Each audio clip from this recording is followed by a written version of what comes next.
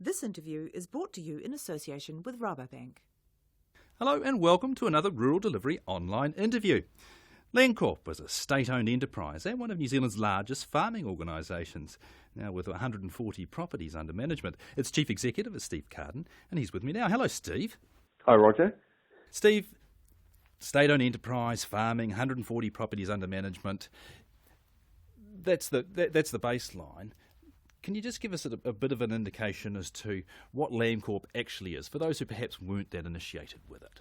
Yeah, sure. Well, look, Landcorp's actually been around for about 130 years, Roger, in different forms. Originally set up to help convert whole lots of land. Then it was set up as a balloting operation to basically carve all that land for returning servicemen and others to get balloted farms. And since about 1987, there's been a commercial operation only focused on farming across sheep, beef, deer and dairy. And we manage about 400,000 hectares of land across the country now. You're committed on that land very publicly to best practice, no matter what you're doing, be it dairy, sheep, beef or deer farming. What does best practice mean to Landcorp? Well, I think, at its basis, because we are a commercial operation, we want to have the highest returning assets that we can possibly deliver as a company. But I think what's changing now for Landcorp is our view on how we need to achieve that. And if I look back over that last 130 years, Landcorp and New Zealand farming in total, I think, has been very focused on increasing production, driving down our costs of production where we can, and trying to convert land from one land use into a more intensive land use, principally around animals. And I think what we're now doing is seeing the fact that for Landcorp, as I think for New Zealand farming in general, there's a lot of pressure on how we're managing those assets, whether it's our track record in health and safety, what we're doing around animal welfare, and growing environmental pressures. And I think what that's teaching us at Landcorp in particular is that for us to be a sustainable business 10, 20, 30 years down the track, we need to find a way of managing those risks more effectively and at the same time finding opportunities for us to generate more income from our land without increasing production, because we don't think we can continue to drive production at the same rates without compromising on our environmental, animal and people commitments that we've made. So we're starting to think a lot more about how we can add more value to our products and get paid more for those products rather than just producing lots of the same product over time. Let's talk about your product mix. Where does it go? So our dairy goes to the processors around the country, Fonterra, Synlait and others. Our meat obviously goes to the larger processors, meat processors and the like. So it's no different. We're no different from any other farming enterprise around the country in that we sell to local processors. But what we are trying to do now is to actually connect more with end consumers and end customers in different markets where these processors sell their products to and understand a lot more about what they want. Because what we've struggled with, like a lot of farmers, is not really knowing what we need to be providing for our end consumers to meet their requirements. And what we're trying to do now is to get and talk and have those conversations with them and change that understanding so that we can then reflect that in our farming practices going forward. And like a lot of farming businesses, you're building a brand for who you are as a source of food or products. That brand is Pāmu. Can you tell us what that brand means, both in terms of being a name and what it stands for, and what you hope it might mean for those consumers? Well, Pāmu means to farm in Te Reo, and what we'd like it to come to represent is, the very best of New Zealand's primary produce, a brand name that consumers anywhere in the world can trust in terms of how the food is produced, its integrity, its connection to individual families who farm our land, and in addition to all that, food that actually tastes great as well. And I think one of the big insights we're starting to get now as we spend more time talking with consumers as they are tasting our products directly in market and are starting to give us feedback, is we're learning a lot more about which of our products taste great for consumers in different parts of the world and which products don't taste as good as we thought. And this belief that, if it's New Zealand made and it's grass fed, that it will by definition attract a premium on the world stage is, I think, an assumption that we need to challenge ourselves on as a country, because that's not always the case, particularly if in the top-end markets we're not developing products that are delivering the taste profile that our high-end consumers are really wanting. How is that Pāmu brand going to help Landcorp grab a share of that premium? Is it going to be a brand that eventually might be a standalone product, or do you think that it might always stay there behind the scenes as the supplier brand behind those companies who actually carry your market into the product under their own brands? I think it could be probably both. The struggle we've always had is that our products get put up a cattle ramp onto a truck and get sent to a processor and get mixed in with everyone else's, and we get paid the average of what New Zealand produces in totality. And what we're wanting to do is to link our products directly with consumers, and if there is a genuine value proposition, if you will, if there's something really unique about what we're doing that they value, that they're prepared to pay more for, then we'd like to get and capture that additional premium. And in that respect, really show leadership to the wider sector. You've got quite an awesome responsibility here. You're a state-owned enterprise, obviously owned by the Crown. You have taken the Te Reo word for farming. You are very visibly a New Zealand Inc. entity.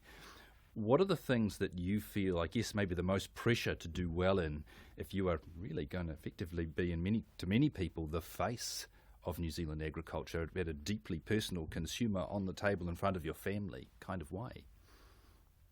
Well, I think in the first instance, we have to make sure that we don't embarrass ourselves or the country around those core parts of farming that people who consume our products just expect us to take care of. They don't want to see us aggregate the environment.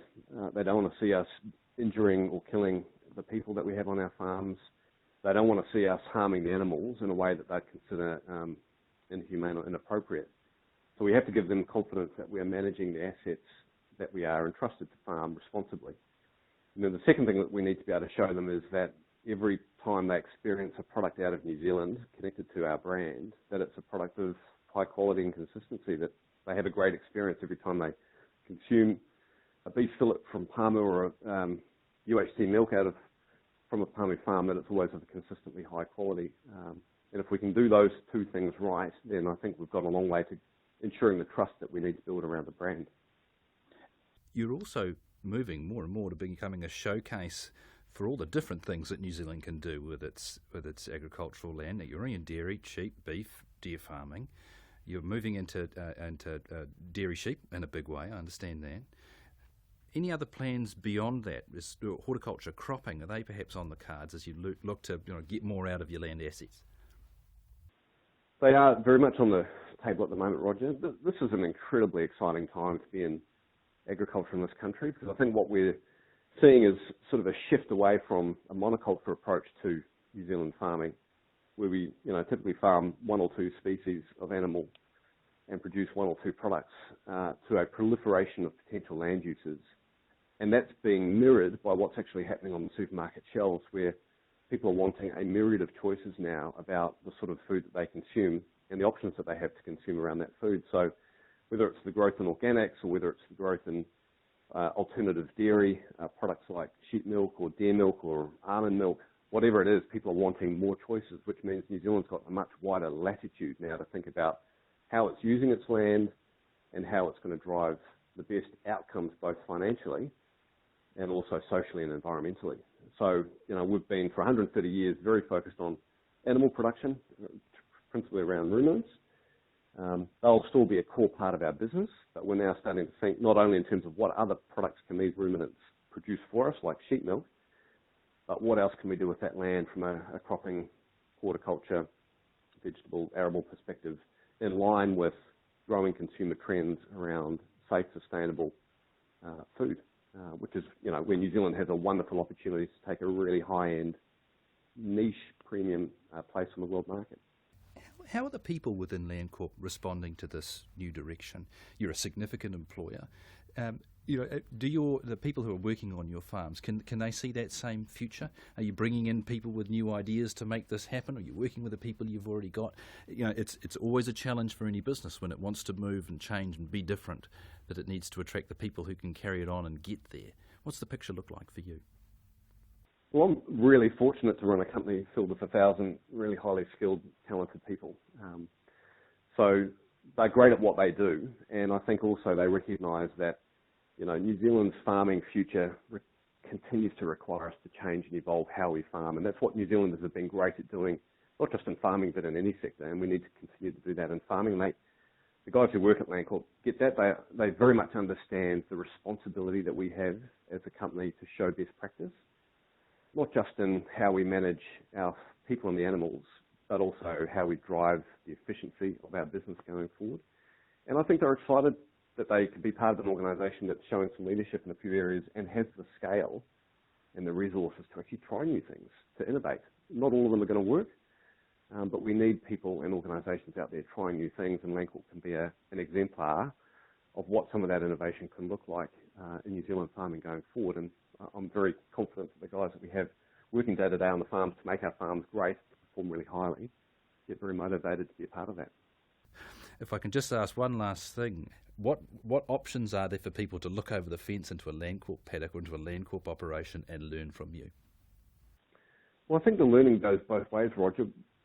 What we're finding is we have a lot to learn from other farmers as well, and what we want to do is be an organisation that's a lot more open about our operations. We're running many more field days than we have in the past. We welcome people to come onto our farms to point out what they think we're doing well and to point out stuff that they think we need to improve, and we've made a real effort to try to get many more people now coming into our organisation to scrutinise our operations and help us improve. So if we can continue to do that, we welcome more involvement and engagement with private farmers, because I think Landcorp really needs the private sector, and the private sector hopefully really needs Landcorp, and that can be a great partnership in the future. Brilliant. Look, Steve, thank you very much for your time, and we'll catch up again soon, I'm sure. Thanks, Roger. This interview was brought to you in association with Rabobank.